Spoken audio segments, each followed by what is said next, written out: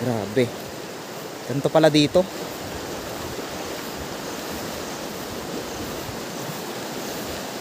Tignan nyo mga kalahi, yung ragasaan ng tubig, sobrang tindi yan.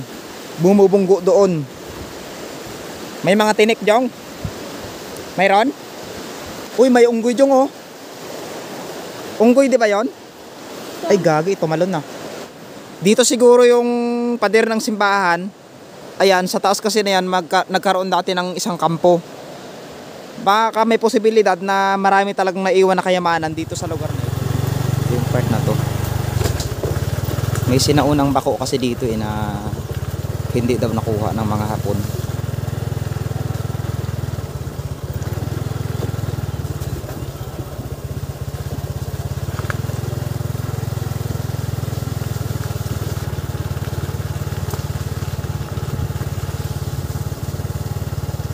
Saang part kaya dito? Mayroon daw yan dito. Kaso mo konsentrado na. Private property na.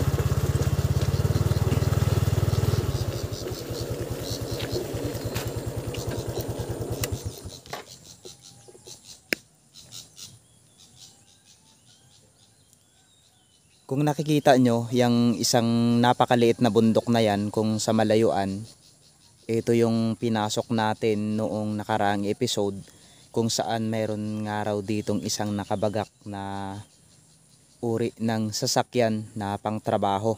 So ito yung tinatawag na bakho, no? So itong lugar kasi na ito ay pinaniniwala ang maraming kayamanan ang nakuha. Kaya nga isang palaisipan sa mga tao, bakit nga ba nagkaroon ng isang sasakyan sa taas ng malaking bundok na yan. Papasukin sana natin ito pero nakita natin na nakasarado na. So indikasyon na private property na siya at hindi na siya pwedeng pasukin ng kahit sino.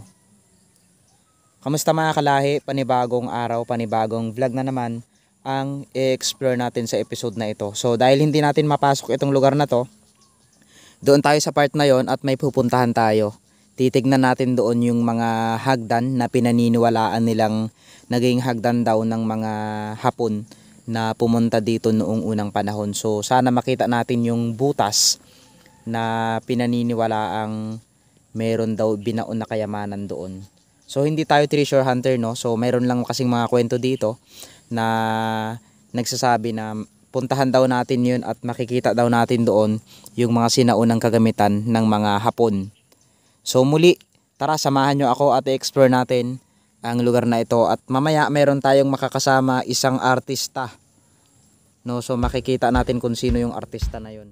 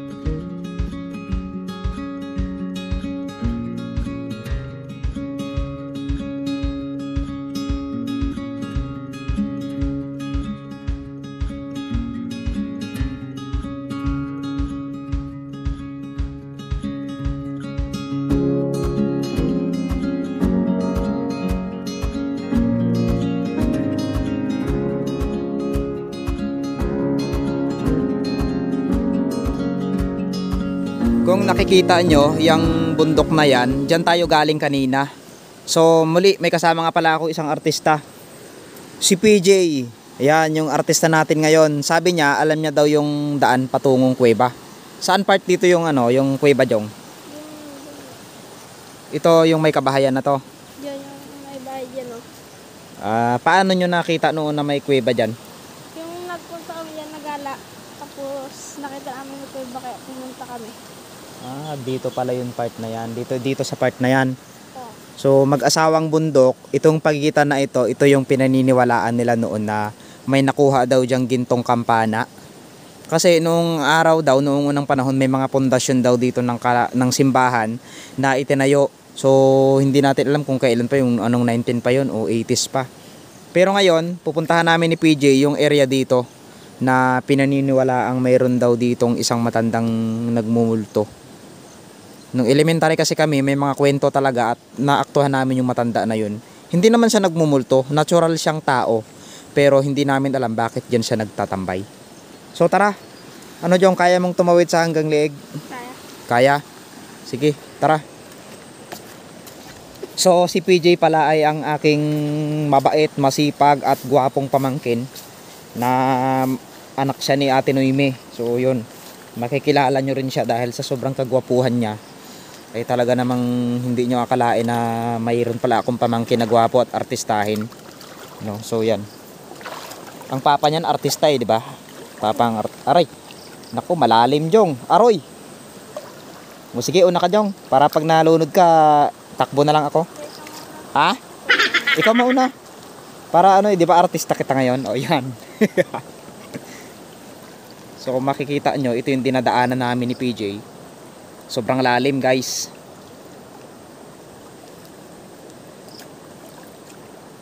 Ilang beses ka nang nakapunta dito Jong?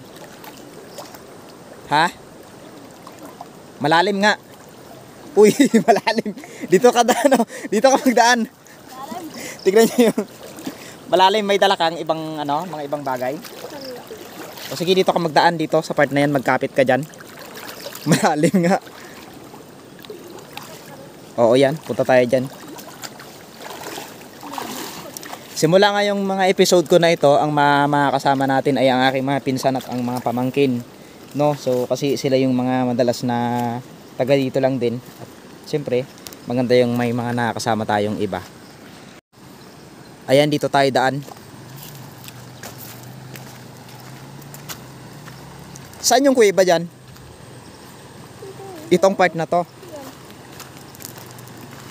So gusto man nating puntahan itong kuweba na ito, pero nakakalungkot dahil private property na. Itong lugar pala na ito, mayroon ditong dam o tinatawag na Intik Dam. Ito yung pinapaliguan namin noong elementary kami. Ito yung mga lugar na hindi namin malilimutan dahil sobrang daming kwento. Nabalitaan nyo yung nabalitaan nyo yung matandang nagmumulto dito? Yung nagbabantay dito sa lugar na to? Ayan, yung part na yan. Mayroon daw diyang nagmumultong babae. Pero namatay na daw yon, kaya yung alaala niya o yung espiritu niya siguro dito na lang nananahan. Ayan, mag-asawang bundok po yan. Dito nila nakita yung kampana na ginto daw. Pero bakit paano nagkaroon ng kampana dyan? Hindi nga rin ako maniwala. Kasi ito si is to believe tayo, no? May mga viewers tayo na to si is to believe na ginto para makita nyo. So mayroon naman silang picture na katunayan nakita nila talaga. Pero matagal ng panahon yun. Mayroon kasing isang treasure hunter dito sa Mindoro na halos lahat ng mga kayamanan na kinukuha nila ay talagang alam na alam niya. So sabi nga nila, may mga kwento na kapag ang kayamanan daw ay lumalim ng 10 meters, hindi na nila kinukuha ito, hinahayaan na lang nila. Kaya yun, so sa ngayon marami pa rin namang mga tao ang naniniwala sa mga kayamanan na nakatago dito. Aroy, tignan mo Jong. Kalakas man. Grabe, rumaragasa yung tubig mga kalahi. Tignan nyo yun, oh. Kita nyo yun, rumaragasa talagang tubig. Mauna ka Jong para makita ka nila dyan sa camera. Artista ka eh. Ayan, so ang kasama natin ngayon si PJ ulit. Grabe. Ganito pala dito.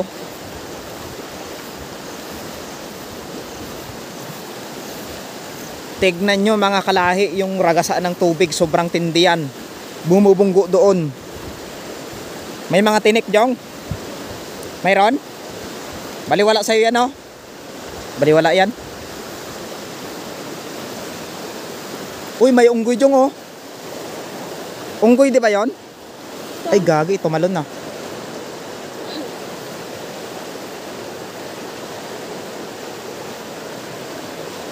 Ay, may unggoy dito. Ano yun? Tara. Ay, malalim. Malalim itong area na ito. Sayang, hindi natin mapuntahan. Grabe, oh. Uy, ano yun? Ano to? Ay, kagulat naman. Sayang mga kalahi, hindi natin mapuntahan itong area na to. Gusto sana namin pasukin at akyatin yan, pero hindi na kaya. Dito siguro yung pader ng simbahan. Ayan, sa taas kasi na yan, nagkaroon dati ng isang kampo. Baka may posibilidad na marami talagang naiwan na kayamanan dito sa lugar na ito. Ayan.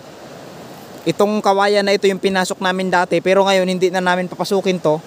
Marami ng burot. Ayun yung mga burot. O, nakita nyo yon, nakakatakot na. So hindi na pwede, hindi siya safe. Lahat ng nakikita yung puso-puso na yan, burot yan. Pag tinapakan nyo, panigurado habang buhay nyo itong malalasap sa tindi ng sakit. So yun. Tara na dyan.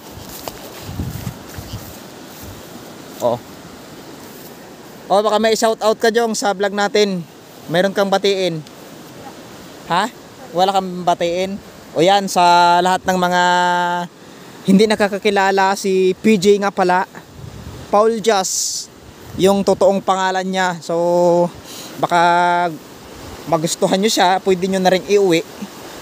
O ampunin nyo dahil gwapo naman, artistahin ang dating. Ay siyempre, wag nyo nang palampasin ang pagkakataon na makilala siya. No? So yan ang aking gwapong pamangkin. Siyempre nagmana sa akin. Oh. So yun mga kalahi, maraming salamat sa panonood nyo ng vlog namin na ito. Shout out nga pala Ojong. Shout out kay Kuya Mududong, kay Elmer na nanonood ng vlog natin ngayon. Kasama ko ngayon si PJ sa pag-explore ng simpleng vlog na ito. Dahil mayroon nga nag-request. So muli, maraming salamat sa panonood nyo and God bless.